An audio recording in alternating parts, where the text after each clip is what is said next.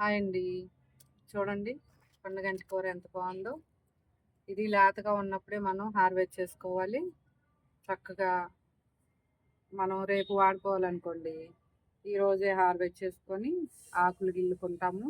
కాడలు వేయం కదా, ఆకులన్నీ కోసుకొని కాడలు తీసుకొచ్చి మళ్ళీ మనం గార్డెన్లోనే వేసేసుకుంటాము.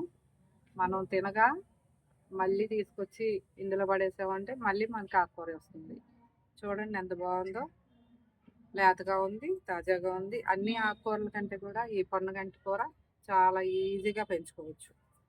చక్కగా మనం మార్కెట్లో తెచ్చుకుంటాం కదా, అవి ఒలిసేసి కాస్త మట్టి వేయండి కుండీలో, ఈ కొమ్మలు అందులో పడేయండి అంతే. కాసిన వాటర్ పోయండి, ఇంకా ఏం చేయక్కర్లేదు.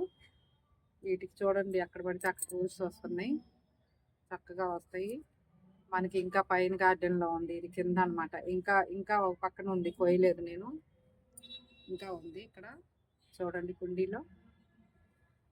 ఓకేనా ఫ్రెండ్స్, ఆకుకూరలు అన్నిటికంటే ఇది బెస్ట్, పెంచడానికి ఈజీ అనమాట. మన ఛానల్ నచ్చితే ఒక లైక్ కొట్టండి, షేర్ చేయండి, సబ్స్క్రైబ్ చేసుకోండి. కాసింది గార్డెన్.